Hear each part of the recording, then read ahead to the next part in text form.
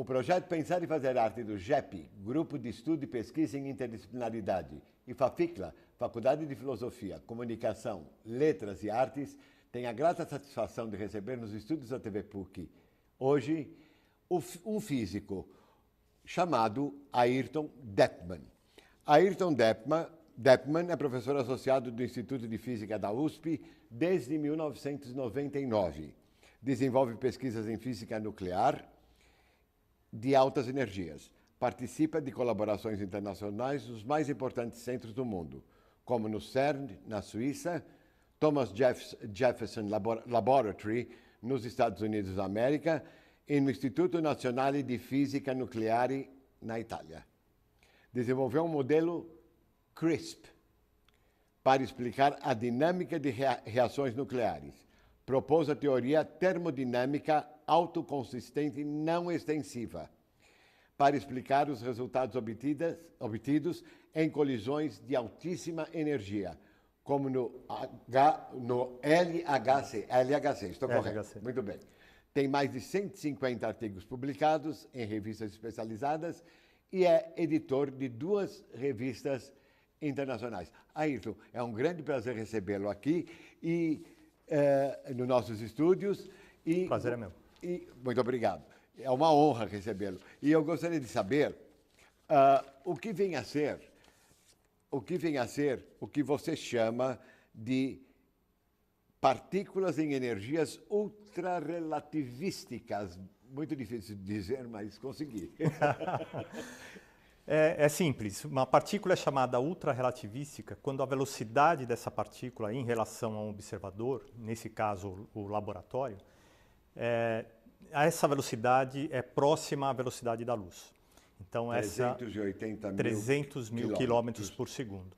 A luz é o objeto físico que se desloca a maior velocidade possível, né? De acordo com a teoria da relatividade de Einstein, nenhuma partícula pode superar a velocidade da luz. Então, senão ela não é partícula. Porque a energia para fazer uma partícula chegar até a velocidade da luz, se essa partícula tiver uma massa diferente de zero, é infinita. É infinita. Então, nenhum objeto chega à velocidade da luz, a não ser o fóton, que é a partícula que compõe a luz. Então, vou começar com a primeira pergunta. Seu tema de pesquisa está relacionado exatamente com as colisões de partículas em energias ultrarrelativísticas. Esse é o tipo de pesquisa feito em laboratórios como no CERN, na Suíça, usando aceleradores como LHC. O que vem a ser um acelerador LHC e de que modo a sua pesquisa se relaciona ao trabalho desenvolvido nos laboratórios? LHC é o nome do acelerador, né? O CERN é um grande laboratório com vários aceleradores. LHC é o maior deles, é o maior acelerador já construído no mundo, onde se atingem as maiores energias que o homem consegue produzir. E LHC significa Large Hadron Collider, né? Que é o maior colisor de partículas que existe na face da Terra. They collide. Elas colidem, Sim. né? Daí vem o collider. E lá as energias chegam, das partículas chegam a 7 trilhões de elétron-volt. Né? E elétron-volt é a energia que um elétron adquire ao percorrer uma distância de 1 metro, submetido a uma diferença de potencial de 1 volt. Né? Isso é um pouquinho complicado, mas são energias muito altas. São energias muito altas. E como a sua pesquisa se desenvolve, se relaciona ao trabalho desenvolvido nos laboratórios?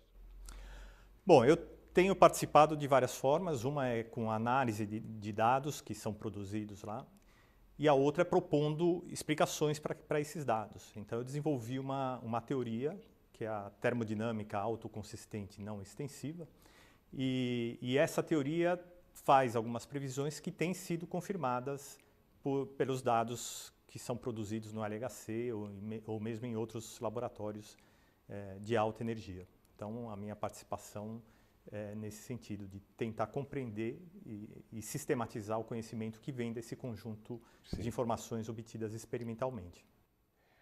Recentemente, um artigo seu foi publicado na revista Scientific American Brazil. e divulga uma teoria desenvolvida nos anos 60 para explicar os fenômenos das altas energias. O que essa teoria tem de especial? O que ela nos apresenta assim, de diferente? Bom, essa foi uma teoria muito importante. O trabalho que eu desenvolvo, essa teoria que eu desenvolvo, é uma extensão dessa teoria dos anos 60. Agora, o artigo publicado na Scientific American tinha o objetivo de divulgar uma ideia que é central nessa teoria desenvolvida nos anos 60 e também na minha, mais atual, que é a ideia de autoconsistência. Por isso que ela se chama termodinâmica autoconsistente. Existe uma autoconsistência devido a uma ideia proposta por um físico chamado Rolf Hagedorn, um físico alemão, que propôs nos anos 60 essa ideia. Ele percebeu o seguinte, que nessas colisões de partículas ultrarrelativísticas é formado um novo sistema que recebeu o nome de Fireball naquela época, nos anos 60. E esse Fireball era um objeto... bola de fogo. Bola de fogo. E era um objeto desconhecido, tinha só o nome, e alguns físicos importantes, como Enrico Fermi, ou Levi Landau, que são dois físicos de renome internacional, né, já naquela época, eles perceberam que esse sistema apresentava características de equilíbrio termodinâmico. O que é um equilíbrio termodinâmico? É um sistema aquecido que tem uma temperatura bem definida, ou seja, tem grandezas termodinâmicas bem definidas. O que Hagedorn fez foi dar uma definição rigorosa para esse objeto chamado Fireball. E a definição é muito curiosa. A definição é: Fireball é um sistema em equilíbrio termodinâmico formado por fireballs. Então é uma definição recursiva. Uma bola de fogo é um objeto formado de bolas de fogo. Basicamente é isso. É uma definição muito estranha na física, porque ela é recursiva, né? Ela depende do próprio objeto que está sendo definido. Da própria bola de fogo. Pois é. E isso é uma coisa muito estranha. Na lógica, essa recursividade, né, ou autorreferência, traz problemas grandes. Enormes. Sim. Na física, o Hagedorn conseguiu resolver isso de uma forma brilhante e muito bonita, com a ideia de autoconsistência. Então, ele conseguiu, a partir dessa ideia, né, de que uma bola de fogo é formada por outras bolas de fogo, ele conseguiu construir toda a termodinâmica, né, toda a teoria termodinâmica para explicar essas bolas. E fazia duas previsões importantes e que podiam ser verificadas experimentalmente. Uma é que a temperatura, né, dessa bola de fogo tem um limite máximo, né, que hoje é chamada de temperatura de Hagedorn. Então tem esse limite máximo. E também esse Fireball, ele pode ter massas diferentes, mas tem uma função bem definida que descreve o número de Fireballs para cada valor de massa. Isso é o chamado espectro de massa. Quer dizer, dependendo do tamanho da Fireball, existem outras Quantas Fireballs estão lá dentro? Estão lá dentro. E isso podia ser verificado experimentalmente e foi verificado experimentalmente. Muito interessante, muito interessante. Sua pesquisa está relacionada a essa teoria. E como é essa relação entre a sua pesquisa e essa teoria que você acabou de mencionar? A forma de verificar, por exemplo, que existe uma temperatura limite é observando o espectro ou a distribuição de uma grandeza chamada momento transversal. Momento é a quantidade de movimento. Qualquer estudante de física do ensino médio sabe o que é massa vezes velocidade. Eu também sei. Então, isso é possível de ser medido em laboratório, né? E transversal significa que ele é perpendicular, é a componente desse momento que é perpendicular à direção do feixe, porque é mais fácil de medir. Na direção do feixe é tudo muito difícil de medir. Então, os detetores são colocados paralelamente ao feixe e observam as partículas que vão na direção perpendicular. Aí é possível medir o momento transversal dessas partículas. E a partir do momento transversal, de como esse momento se distribui, ou o número de partículas com cada um desses momentos, é possível verificar que a temperatura realmente existe essa temperatura limite, né? Como que se verifica? Você aumenta a energia do feixe e vê que essa temperatura não muda, é constante. E só que quando foi se aumentando a energia e se chegou a aceleradores como o LHC, a teoria de Hagedorn já não conseguia mais descrever essa distribuição de momento transversal. E aí foi proposta uma mudança na teoria que inclui não a estatística de Boltzmann e Gibbs, que fundamenta a termodinâmica, mas uma nova estatística chamada estatística de Tsalles, que foi proposta em 1988 por um físico que trabalha no Rio de Janeiro, aqui no Brasil, Constantino Tsalles, e que tem sido aplicado em uma larga gama de processos diferentes. Sim. E essa foi a primeira vez que se tentou aplicar em física nuclear de altas energias, com um tremendo sucesso. Então a minha teoria é exatamente acoplar essa estatística de Tsalles com a autoconsistência de Hagedorn. A estatística de Tsalles é chamada não extensiva, né? Porque ela não apresenta uma característica chamada extensividade, que é comum na estatística de Boltzmann e Gibbs.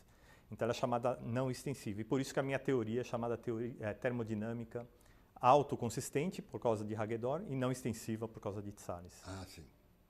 Quer dizer, você parte como subsídio de dois teóricos.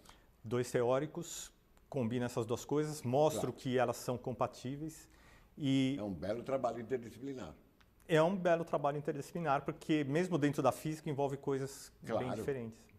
Né? Muito bem. E uma pergunta que me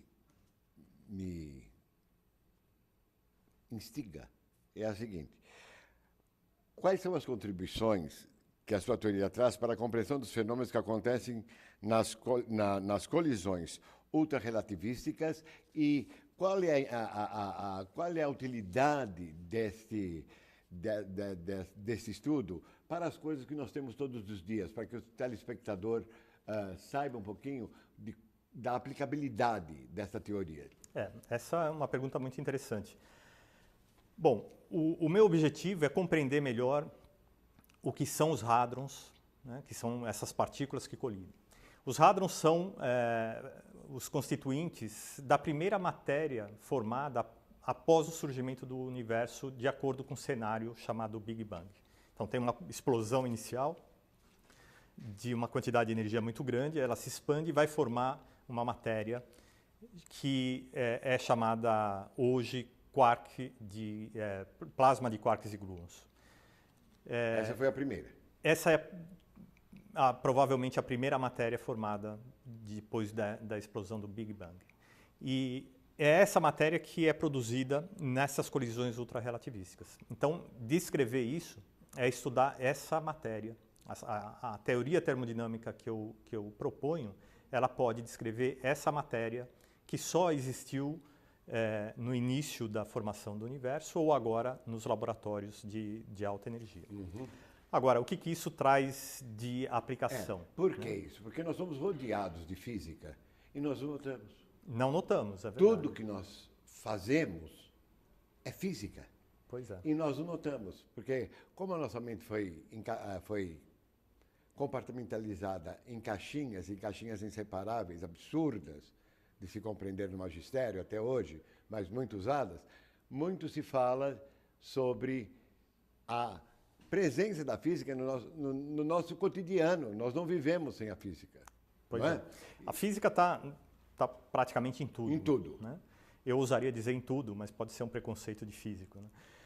Mas existe, por exemplo, coisas que hoje seriam impensáveis de uma sociedade moderna e desenvolvida como a nossa viver sem essas coisas. Uma delas é a internet. Internet.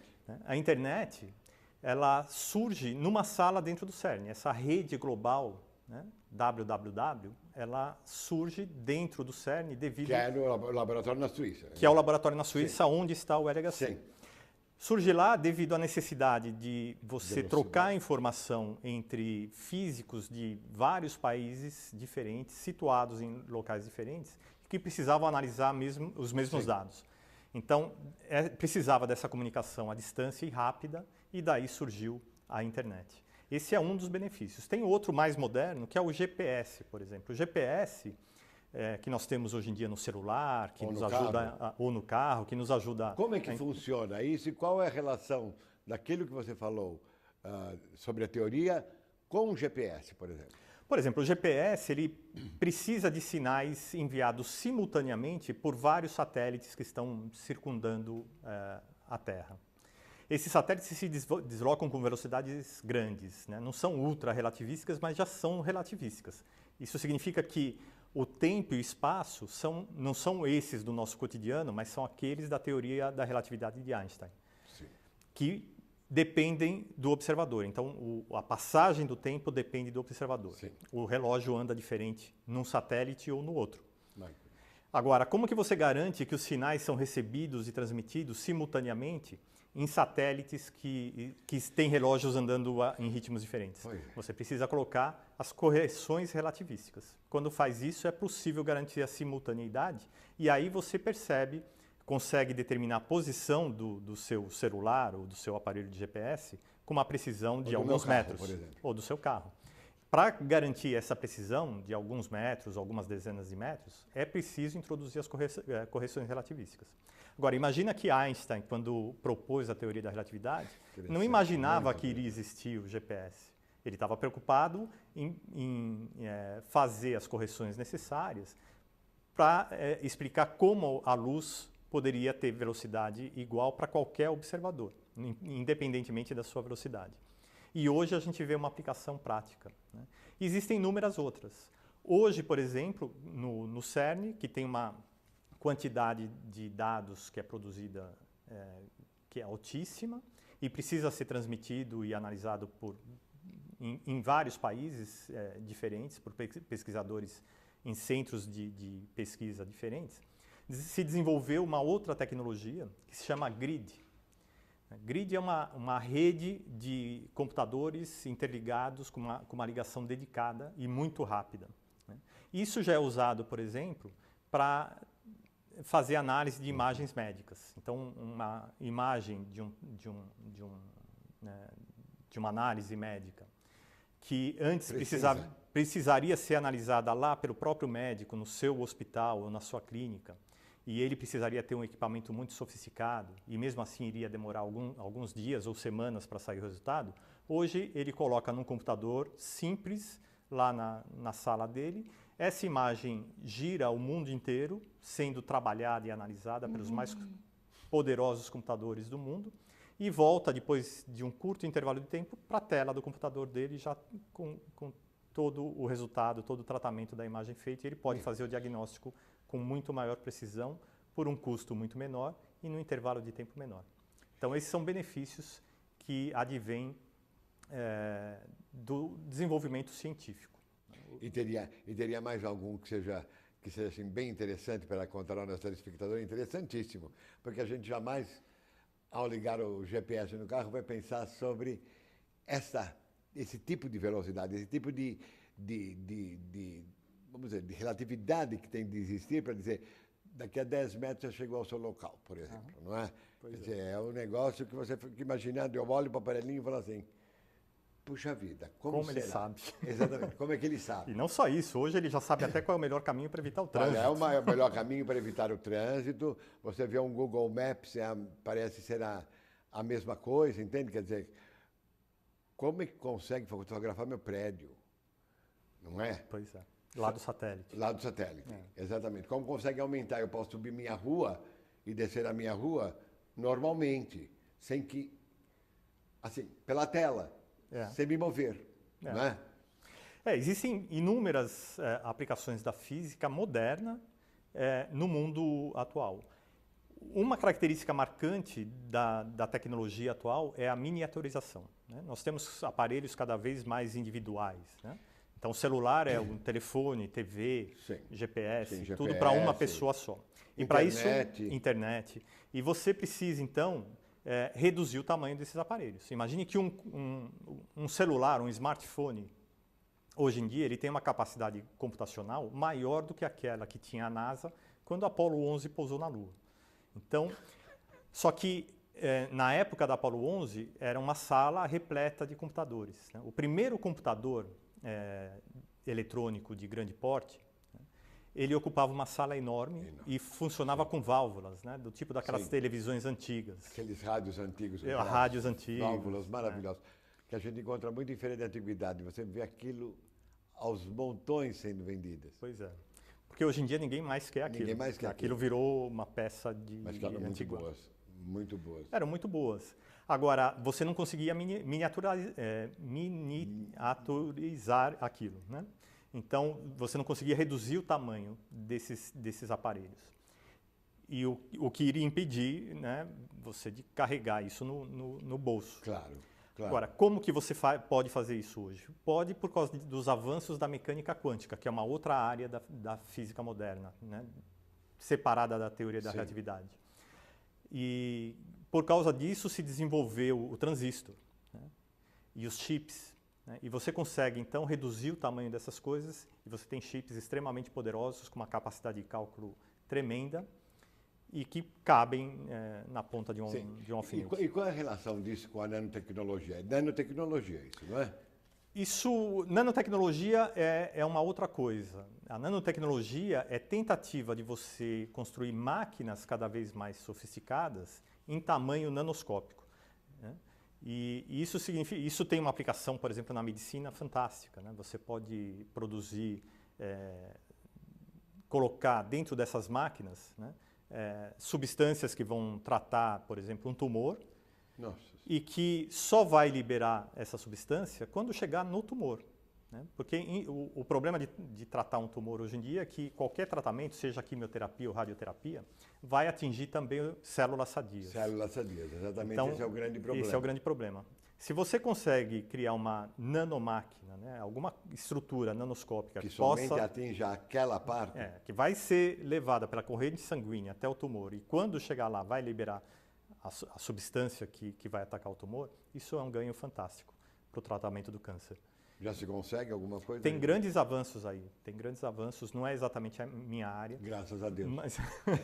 Mas existem grandes avanços aí. Graças a Deus para todo mundo, né? Porque isso está demorando muitíssimo, não é? Pois é. A medicina parece caminhar em passos bem rápidos e, no entanto, para a descoberta da cura de uma doença, ela leva 20 anos, 30 anos, 40 anos, porque eu acho que existe um grande problema aí, Deppmann.